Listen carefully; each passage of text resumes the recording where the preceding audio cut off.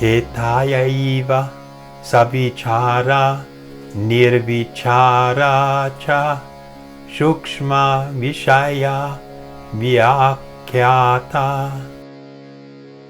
In the same way that the mind becomes engrossed by meditating upon gross objects, mentioned above as savitarkā and nirvitarkā, samāpatti, so also the mind's engrossment upon subtle objects is known as savicārā and nirvicārā, samapatti.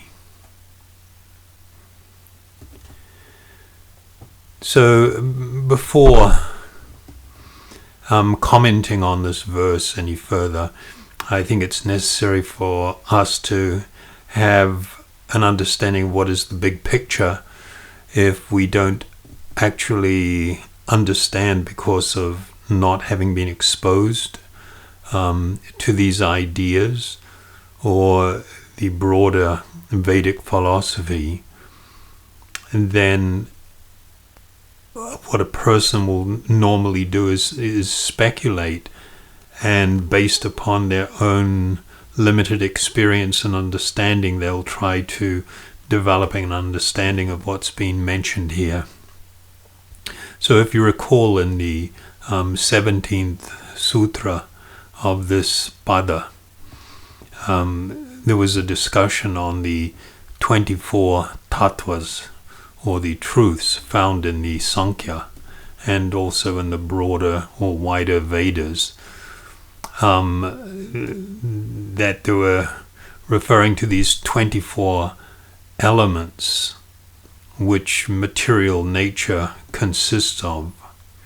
And of course, amongst these 24 elements, we had the 5 gross elements, the Panch Mahabhutas, that being the earth, water, fire, air, and ether. And we also mentioned that there were 5 tanmatras. These were the sense objects, meaning aroma, taste, form, sometimes referred to as light, touch, and sound. Now it is from these 5 tanmatras that the actual 5 sense organs and the 5 gross elements actually evolve. So the tanmatras are finer or more subtle manifestations than these the gross material elements, or even the knowledge acquiring and working senses. In discussing this, what we're wanting to actually come to is this point that even these very subtle elements or energies are comprised of what is referred to as the smallest non-divisible atomic particle, referred to in the Vedas as the Paramānu. This Paramānu does not mean an atom, but the very smallest constituent of the material energy. And of course it was the understanding of the yogis that the material world is largely considered a fantasy, not in the sense that it is not real or has some substance, but the reality is that our material experience, the body, the mind, and everything that we go through in life is temporary and comes to an end. It is not eternal, whereas I am eternal. I am an eternal spiritual being. And the objective of the yoga process is to come to effect my self-realization. This is referred to as enlightenment, to understand, not just understand, but to directly perceive my spiritual existence. However, in this world in which we live is considered, a phantasmagoria. And by that, what I mean is, if we look at something that we may consider desirable, for instance, chocolate, a really nice piece of chocolate, and we look at it down on the atomic level and the subatomic level, we will see that the components that make it up are exactly the same as the components that make up dog feces. But because things are arranged in a certain way, and because we approach things with certain types of consciousness and mental understanding, then we tend to look upon certain things as desirable and other things as undesirable. And this is all just part of this great drama known as material existence, which we are caught up in and acting and reacting and creating an endless chain of karmic reactions that in return induce us to engage in even more activity. And of course these actions and their concomitant reactions really shape the nature of our consciousness. So in order to become free of the situation, this process laid out here by Patanjali was a process of trying to really come to not just, it's not like visualizing or imagining. It is talking about actually going beyond even the limitations of the mind and seeing the reality of material existence. It's quite, the material energy is really a bewildering array of atomic and subatomic particles. And if we could see on that kind of level, if we could really drill down into we had the vision to see, then, for instance, if I had my hand out and on it I had a glass of water, and maybe the glass is half filled with water, and if I was able to perceive this on an atomic level, it is practically impossible to see where the air in the top part of the glass ends and the water begins. On the level of atomic particles, that you would not be able to distinguish clearly a boundary, nor between the water and the glass, or the glass and my hand. And the fact that we see things the way we do, it is a product of material consciousness. And the yogis were attempting to try and go beyond this and to see things in a much more meaningful and deeper way. And so to this end, you'll find that in the Vedas, they would refer to this world in which we live, the material world, as a world of names, because it was considered that on the tiniest atomic particle, this Paramānu, the indivisible component of the material energy, and that everything is made of exactly the same thing. It just appears to us to be differently in how it is this material energy has come together to shape a particular object, but more especially because of the condition of our own consciousness, how we are looking at things and how we are seeing things. And so there's a very famous verse in the Bhagavad Purana, in the second canto, that states, For this reason, the enlightened person should endeavor only for the minimum necessities of life while in the world of names. He should be intelligently fixed and never endeavor for unwanted things, being competent to perceive practically that all such endeavors are merely hard labor for nothing. So this is quite an extraordinary verse, and it points to an extraordinary state of consciousness that the great transcendentalists existed in. And I will point out, this state of consciousness was sometimes manifest by people who became what were called avadutas, who completely retired from life and engagement with this world and wandered about, often naked and completely absorbed in this consciousness.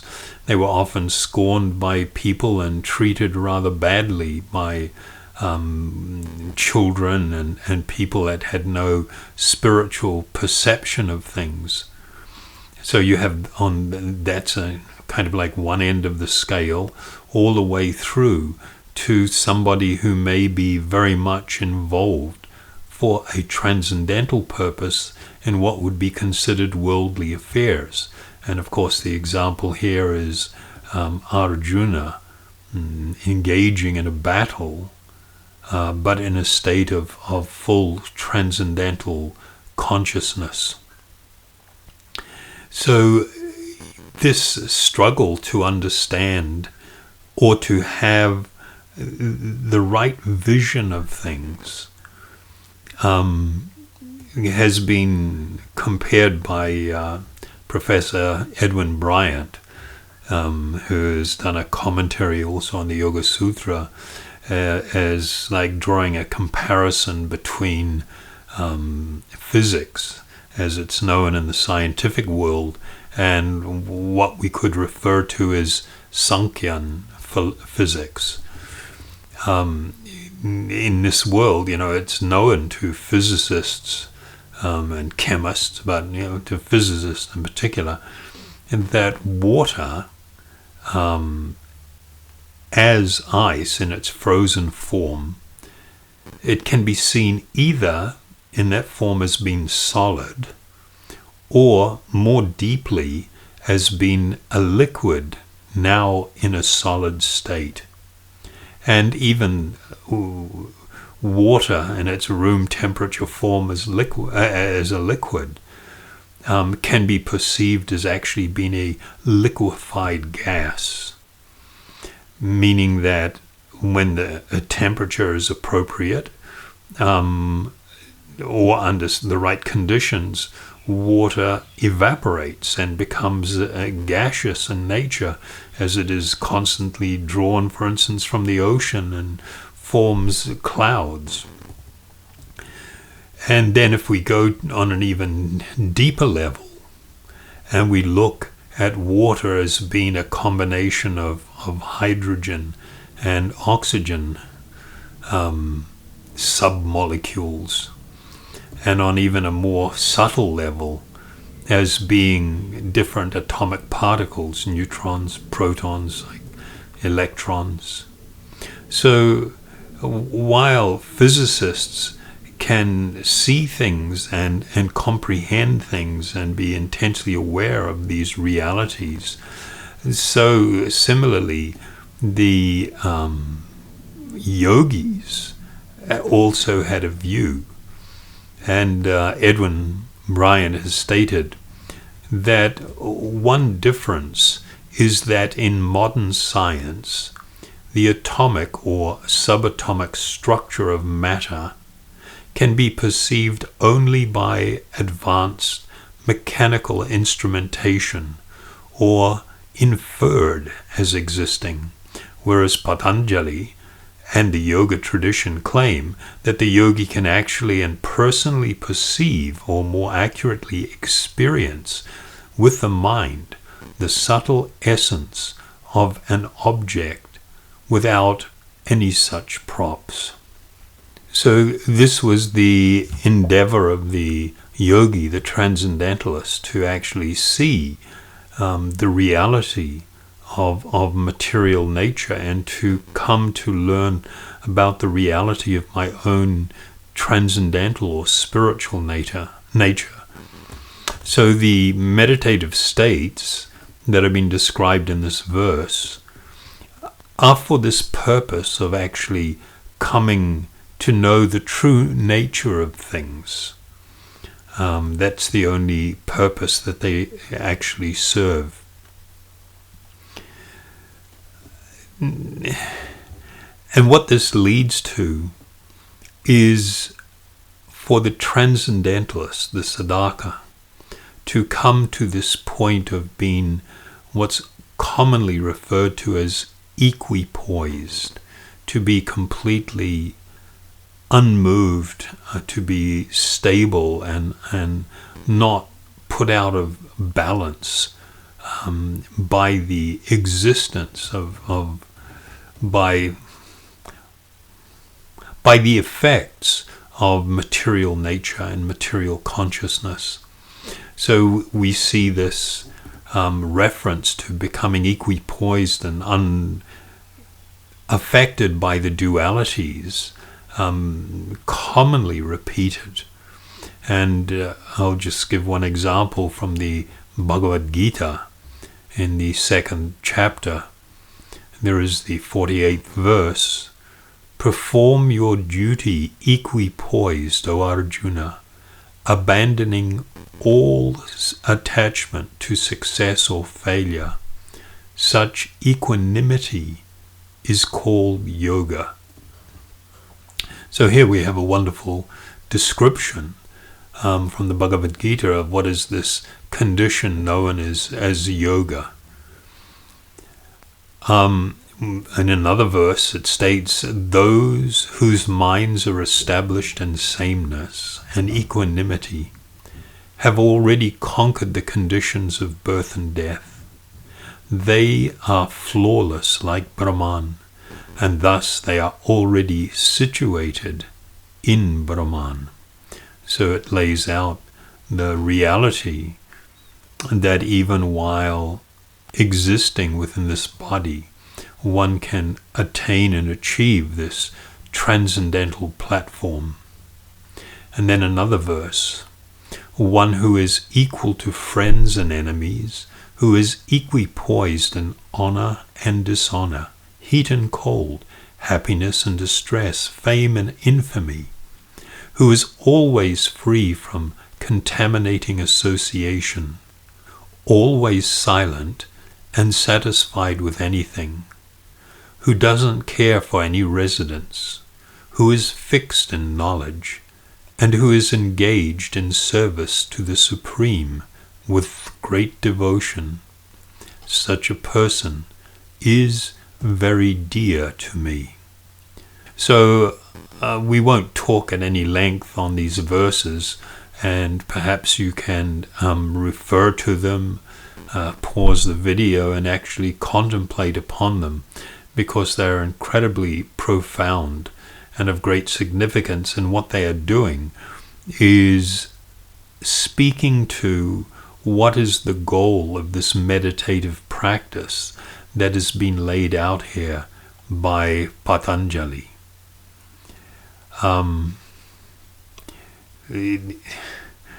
There's some other wonderful verses from the Bhagavad Purana that speak to this transcendental condition, which I would like to read from you, because we can always, we will all benefit greatly from hearing or reading and being reminded of these truths. So it's speaking of a great sage. His name was Kardama Muni, and it describes the sage Kardama Muni. He accepted silence as a vow in order to think of the Supreme Personality of Godhead and to take shelter of Him exclusively, without association. He traveled over the surface of the globe as a sannyasi devoid of any relationship with fire or shelter. So this reference was to how such wandering sannyasis did not light a fire, meaning either a sacrificial fire and often not even to cook food. He fixed his mind upon the Supreme Personality of Godhead, the Parabrahman, who is beyond cause and effect, who manifests the three modes of material nature, and who is beyond those three modes, and who is perceived only through unfailing and devoted service. Thus, he gradually became unaffected by the false ego of material identity and became free from material affection, undisturbed, equal to everyone, and without duality. He could indeed see himself also. His mind was turned inwards, and he was perfectly calm, like an ocean unagitated by waves. He thus became liberated from conditioned life and became self-situated in transcendental devotional service to the personality of Godhead Vasudeva, the omniscient Supreme Soul, or Paramatma, within everyone. He began to see the Supreme Personality of Godhead, Ishvara, is seated in everyone's heart, and that everyone is existing on him, because he is the Supersoul of everyone. So this was the transcendental state that the yogis aspired for. In this regard, the most well-known modern yogi was the great personality Krishnamacharya. Krishnamacharya, before his departure, when he was in his late 90s, he actually dictated a commentary on the Yoga-sutra in Tamil. And in explaining the actual purpose behind and the reality of what it is that we've been speaking about here, he made a number of comments, which I'll just refer to briefly here within that commentary. And one was that Ishvara is the only way to attain samadhi. That is a very profound idea and requires very clear consideration. He spoke about a couple of groups of three. One was the dhyāta, or the seer, or the meditator, which is referred to in the first pada, in the third sutra. Then he referred to dhyayam, or the subject of meditation, as being Ishvara, which was, and he quoted the corresponding verse from the Yoga-sutra. And then he referred to dhyanam, or meditation, as being the process referred to in the third pada, the second verse. And he described how the result of dhyanam, or meditation, is actually the attainment of samadhi. And this process of meditation, he said, also had three components: the meditator, who is the actual Purusha, referred to in the first pada, 29th sutra. And meditation is something performed on the pranava, or the om, or another suitable mantra bestowed by a self-realized guru. And the reference he quoted was the first pada, 27th sutra. And then the method of practicing meditation is primarily japa with bhavana. This is the supporting verse being the 28th sutra of the first pada. This japa is the uttering of the name, he said, of Ishvara with very careful attention, and it means the development of a relationship with the divine. So meditation upon Ishvara reveals the true nature of Ishvara and of the self. This Sanskrit word, bhavana, can mean to become fixed or absorbed, deeply absorbed. But it can also speak on a deeper level to the arising transcendental experience of coming into contact with Ishvara. So when Krishnamacharya spoke of nirvitarkā, samāpatti, he says that this clearing or the purification of the memory actually makes it so that the name and form of Ishvara alone should remain in the mind, devoid of all other thoughts. This is the actual essence of this, these teachings put forward by Patanjali. And of course, in order to be able to do that, he spoke about the fact that it requires very long-term practice of pranayama, the pratyahara and dharana. So these three items we see are three of the 8 limbs of the yoga process, the Ashtanga yoga process. Pratyahara refers to the withdrawal of the senses from the sense objects.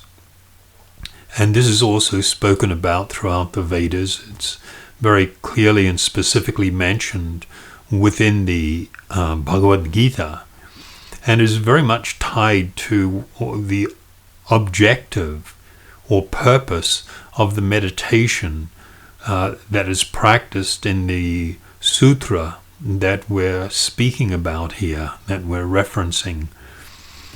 This withdrawal of the senses from the sense objects becomes increasingly easy the more one is able to see the reality of material existence and the material energy, its actual real nature, and the more one is able to discover what is the actual nature of my own spiritual identity. And then dharana. Krishnamacharya said that dharana is best practiced. Dharana means bringing the mind into a very singular focus, and it is best practiced by the establishment of a vigraha or deity form of the Lord for the purpose of meditation. And to this end, this is also mentioned in many places in the Bhagavad Purana. In support of the statements of Krishnamacharya, there is a beautiful verse in the Bhagavad Purana that also confirms this. It's describing the practitioner, the yogi, the transcendentalist. Performing his prescribed duties, one should worship the deity of the Supreme Personality of Godhead until one realizes my presence in his own heart and in the hearts of other living entities as well. Then there is this very beautiful account of Dhruva Maharaj and his encounter with Rishi Narada. Dhruva Maharaj was a very young boy. He was only 5 years of age. He was the son of an incredibly powerful king, and he had suffered a great insult at the hands of his father and desired to seek vengeance or help in attaining justice. And so what he did was to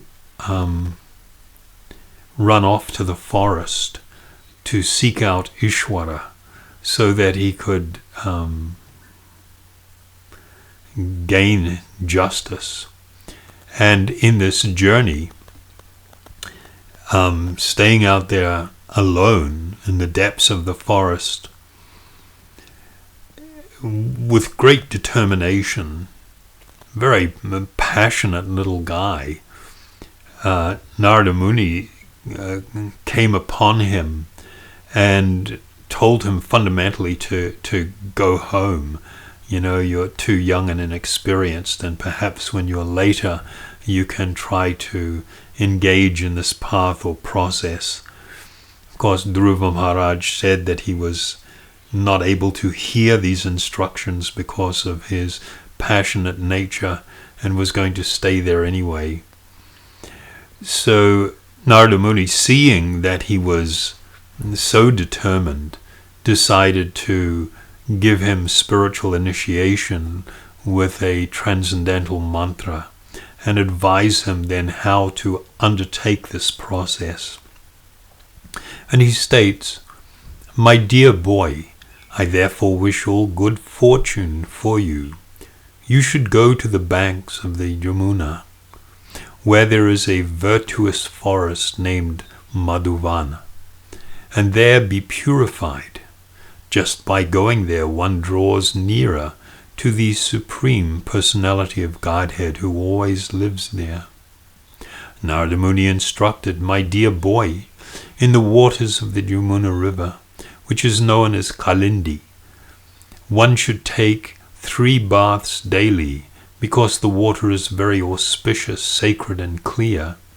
After bathing, you should perform the necessary regulative principles for Ashtanga Yoga, and then sit down on your asana, your sitting place, in a calm and quiet position. After sitting on your seat, practice the 3 kinds of breathing exercises, and thus gradually control the life air, the mind, and the senses. Completely free yourself from all material contamination, and with great patience begin to meditate upon the Supreme Guru, Ishvara." The form of the Lord is described herein. The Lord's face is perpetually very beautiful and pleasing in attitude. To the devotees who see him, he appears never to be displeased, and he is always prepared to award benedictions to them. His eyes, his nicely decorated eyebrows, his raised nose, and his broad forehead are all very beautiful, and he is more beautiful than all the demigods. Narada Muni continued, "For the Lord's form is always youthful. Every limb and every part of his body is properly formed, free from defect. His eyes and lips are pinkish like the rising sun.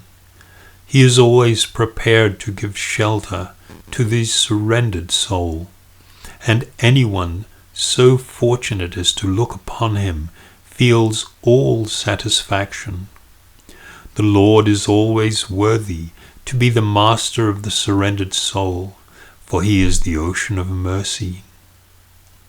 The Lord is further described as having the mark of Srivatsa, or the sitting place of the goddess of fortune, and his bodily hue is deep bluish like a monsoon cloud.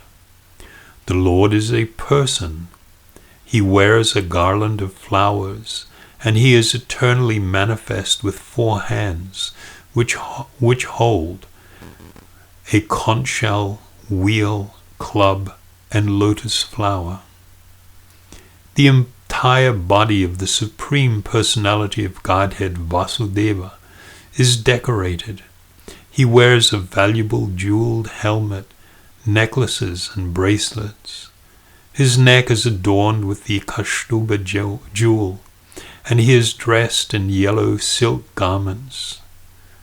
The Lord is decorated with small golden bells around his waist, and his lotus feet are decorated with golden ankle bells.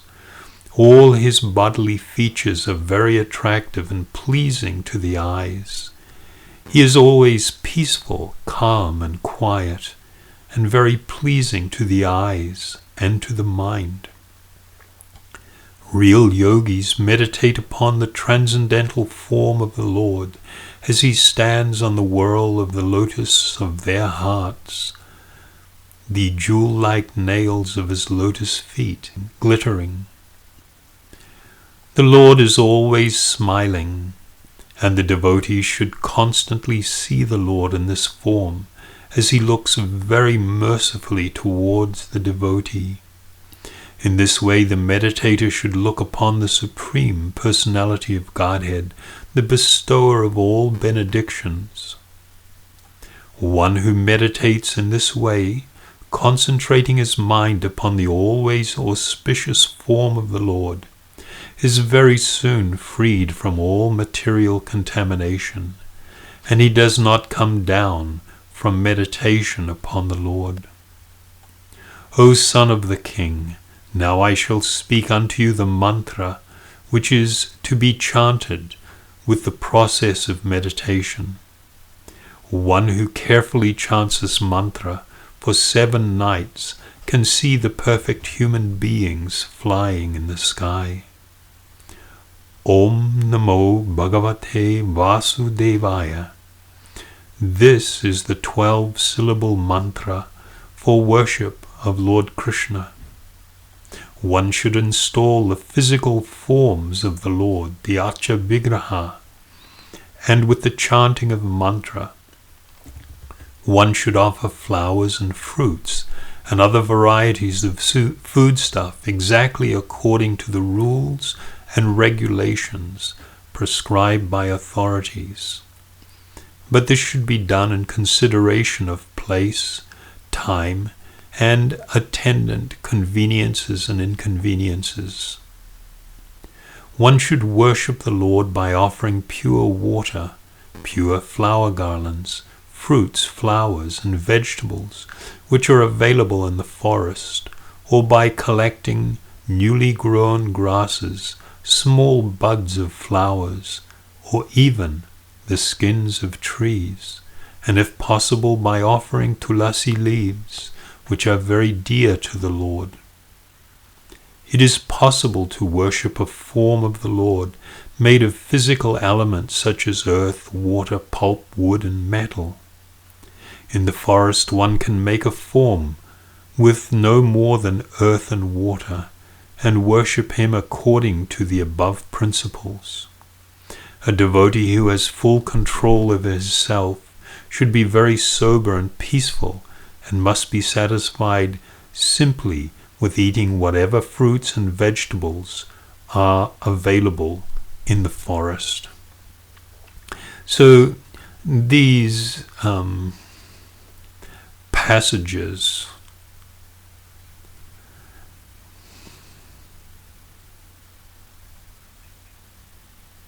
contain profoundly important transcendental instruction.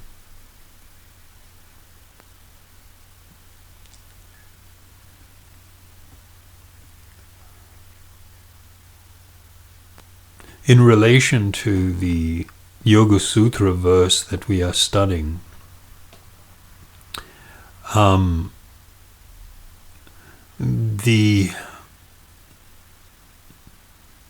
this particular passage that we've read, meaning the verse that we've read, can also be understood in terms of a technical application of the different states of samadhi being outlined by Patanjali.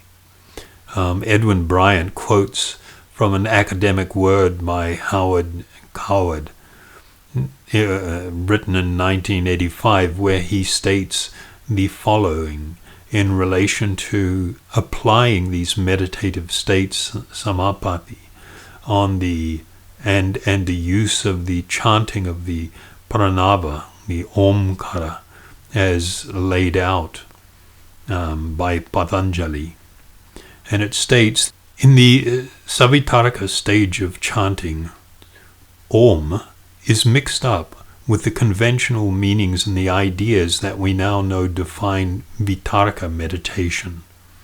Perhaps a mental image of Ishvara derived from the deity in one's local temple, or from some painting or sectarian tradition in which one has been raised, or to which one has dedicated oneself. One's mental notions of Ishvara will be molded by one's samskaric background and samskaric makeup. Therefore, at the savitarkā stage of samadhi, one's chanting is obscured by these conventional notions of conceiving Ishvara. At the nirvitarkā stage, these are eliminated, and Ishvara begins to manifest from the sound Om in his own pure nature, unobstructed by the concocted images and associations that the yogi has fostered.